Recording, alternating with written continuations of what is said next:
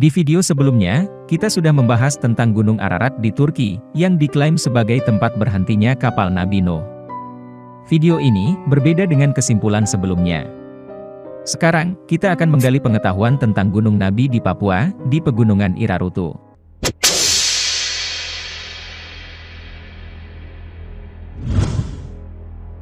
Menurut Alkitab, kapal Nabi Nuh kandas di Pegunungan Ararat, dalam bulan ke-7 dan pada hari yang ke-17. Sedangkan, menurut Al-Quran berbunyi, dan difirmankan, "Wahai bumi, telanlah airmu, dan wahai langit berhentilah, air pun disurutkan, perintah pun diselesaikan, dan kapal itu pun berlabuh di atas gunung Judi, dan dikatakan, binasalah orang-orang zalim." Secara fonologi, maka kata Ararat yang disebutkan dalam kitab Kejadian ini, memiliki kemiripan kata dan makna dengan kata Irarutu. Irarutu sendiri, merujuk ke sebuah tempat di Provinsi Papua Barat, yang wilayahnya terbentang luas di 4 kabupaten di Provinsi Papua Barat, yakni mencakup, Kabupaten Teluk Bintuni, Kaimana, Fakfak, dan Teluk Wondama. Menurut Dr. Jason Alexander Johan Jackson dalam disertasi doktor filosofinya menyebutkan, secara terminologi, kata Irarutu merujuk kepada dua hal, yakni sebagai bahasa asli Irarutu, dan kedua sebagai penduduk asli Irarutu. Di dalam disertasinya ini, Dr. Jason juga menyebutkan, bahwa kata Irarutu tersusun dari dua subkata, yakni Iraru, yang berarti language, atau bahasa, dan tu, yang berarti true, atau baik. Sehingga, secara keseluruhan kata Irarutu, bermakna sebagai bahasa yang baik. Filosofi makna kata Irarutu ini, didasari oleh adanya sebuah kepercayaan yang diyakini oleh penduduk asli Irarutu secara turun-temurun, bahwa di Irarutu, tepatnya jika berada di atas gunung Irarutu, siapapun tidak boleh memiliki niat kotor dan berkata-kata jahat. Karena dalam keyakinan mereka, kata-kata jahat itu akan kembali kepada orang yang mengucapkannya. Dari sinilah, filosofi makna kata Irarutu berasal mula. Makna kata Irarutu yang disampaikan oleh Dr. Jason ini, ternyata memiliki kemiripan makna dengan kata Ararat dalam Alkitab, yang dalam bahasa Ibrani bermakna, umpatan yang berbalik. Selain itu, jika kata Ararat dalam Alkitab merujuk kepada Pegunungan Ararat, maka demikian pula halnya dengan kata Irarutu, yang juga merujuk kepada sebuah gunung, yang disebut sebagai Gunung Nabi. Di mana, Gunung Nabi ini, menurut Dr. Jason, memiliki nama asli Mount Irarutu, yang lokasinya berada di Teluk Arguni, Kabupaten Kaimana, dan dianggap sebagai tempat paling suci oleh penduduk asli Irarutu.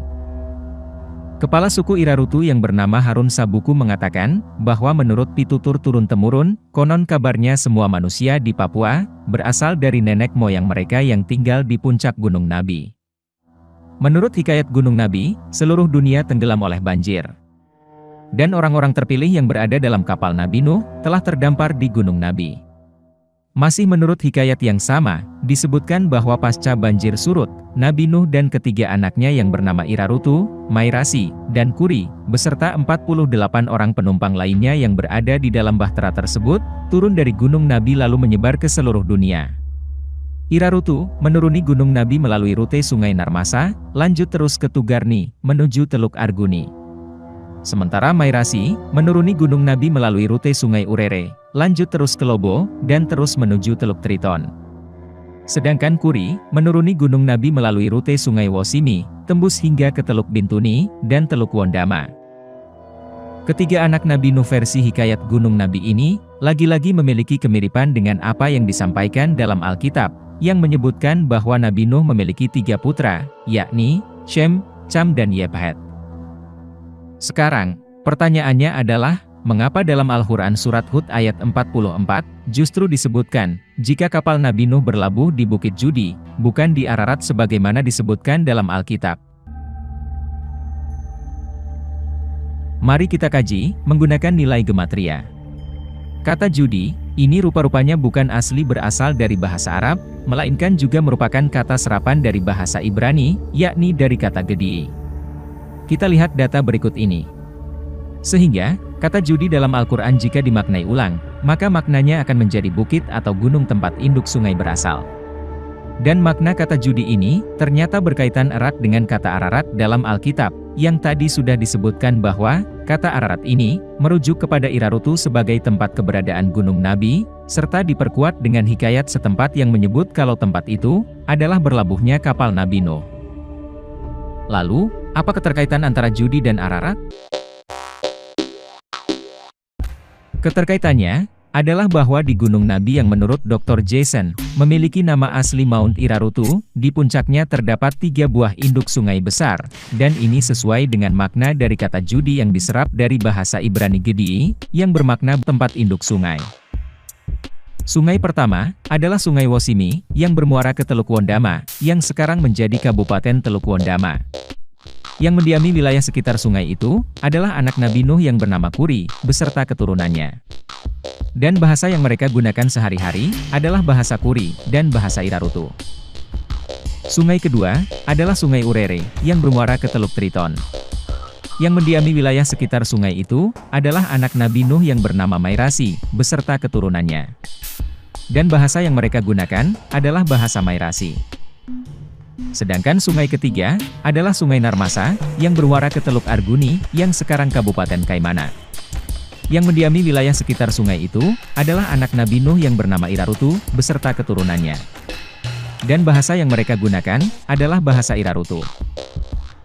Sehingga, dari sini kita akhirnya paham, bahwa yang dimaksud sebagai judi oleh Al-Quran, dan Ararat oleh Alkitab, ternyata merujuk ke tempat yang sama, yaitu Gunung Nabi, di mana nama aslinya adalah Gunung Irarutu yang lokasinya berada di Teluk Arguni, Kabupaten Kaimana, Provinsi Papua Barat, Indonesia. Dengan demikian, kesimpulan yang dapat diambil dari kajian ini adalah, judi adalah Ararat, yang sama dengan Irarutu, yaitu Gunung Nabi. Masih mengenai Gunung Nabi Papua, sebuah jurnal ilmiah terbitan Australian National University tahun 2015 yang kami tampilkan ini, disebutkan sebagai berikut.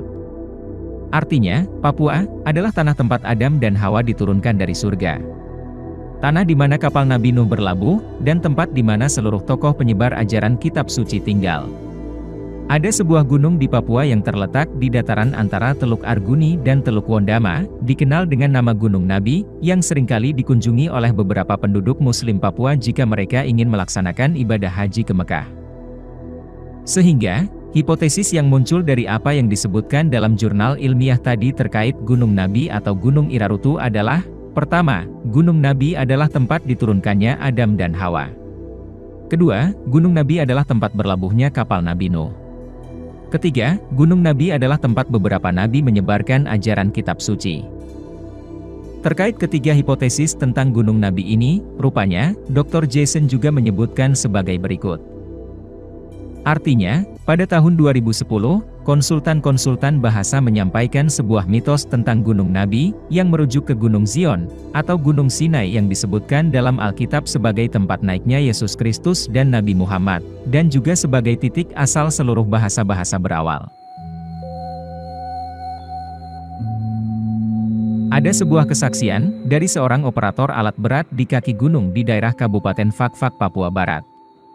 Ketika menjelang waktu maghrib, dia bertemu dengan seorang kakek-kakek tua yang tidak menggunakan baju, alias bertelanjang dada, dan hanya menggunakan kain cawat berwarna merah, yang hanya sekedar untuk menutupi auratnya. Tanpa menaruh curiga sedikitpun, orang ini diajak oleh sang kakek untuk berkunjung ke rumahnya. Dalam perjalanan, tanah tempatnya berjalan itu bukan tanah seperti biasanya yang padat dan keras, namun lebih seperti berjalan di atas balon. Kemudian ketika sudah dekat dengan daerah perkampungan tempat si kakek tinggal, dia melihat adanya sebuah tempat yang jika dilihat dari susunan pohon-pohonnya, berbeda jenis dengan pohon-pohon yang ada di hutan di kaki gunung tersebut. Sepanjang mata memandang, terlihat jika pohon-pohon tersebut memiliki ketinggian yang sama, seolah seperti dipangkas, dan dirawat oleh seorang tukang kebun. Dia juga melihat dengan mata kepalanya sendiri, bahwa si kakek ini berjalan di atas permukaan rawa-rawa, seperti orang sedang berjalan di atas air. Seketika dalam waktu singkat, mereka sudah berada di perkampungan tempat sang kakek tinggal. Sepanjang penglihatannya, tempat tersebut dipenuhi cahaya terang benderang, dan banyak dihuni orang-orang yang berasal dari berbagai ras dan bangsa. Mulai dari yang berkulit putih bersih, sampai kepada yang berkulit hitam legam. Dan anehnya, di sepanjang jalan menuju perkampungan itu, terlihat berserakan batu-batu permata berwarna-warni, yang seakan tidak tersentuh manusia sama sekali. Selain itu, persis di tengah-tengah perkampungan, terdapat sebuah danau besar di atas gunung yang airnya asin seperti air laut, dan dipenuhi banyak ikan-ikan laut beraneka jenis. Setibanya di rumah sang kakek, dia pun dipersilahkan duduk, dan sang kakek pun memperkenalkan dirinya sebagai Tete Cawat Merah, yang bermakna, kakek yang menggunakan celana cawat merah. Sang kakek bercerita, sebelum tinggal di Gunung Nabi Papua, ia adalah orang yang pertama membuka peradaban di Pulau Jawa, tepatnya di daerah sekitar Pandeglang, Banten.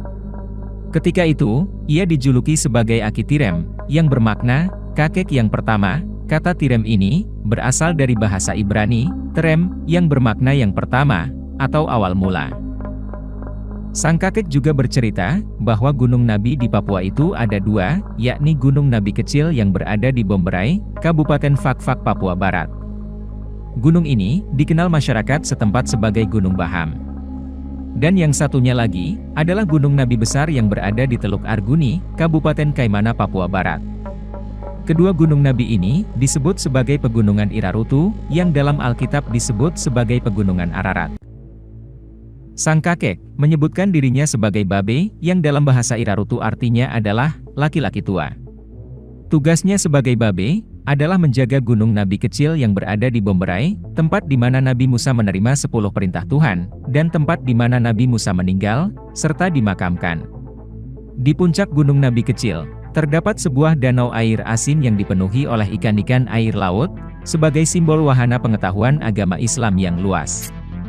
Di mana, ikan-ikan di dalamnya merupakan simbol umat Islam, itulah sebabnya sang kakek selalu terlihat membawa Al-Quran berbahasa Arab gundul. Sang kakek juga menyebutkan, bahwa Gunung Nabi Besar di Teluk Arguni, dijaga oleh seorang Babele, yang dalam bahasa Irarutu, artinya adalah perempuan tua. Tugasnya sebagai Babele, adalah menjaga Gunung Nabi Besar, tempat di mana Nabi Harun meninggal, dan dimakamkan. Di puncak Gunung Nabi Besar, terdapat sebuah danau air tawar yang airnya manis. Di sana dipenuhi oleh ikan-ikan air tawar, sebagai simbol wahana pengetahuan agama Yahudi dan Nasrani. Di mana, ikan-ikan di dalamnya merupakan simbol umat Yahudi dan umat Nasrani. Itulah sebabnya, sang Babele selalu terlihat membawa Alkitab berbahasa Ibrani gundul.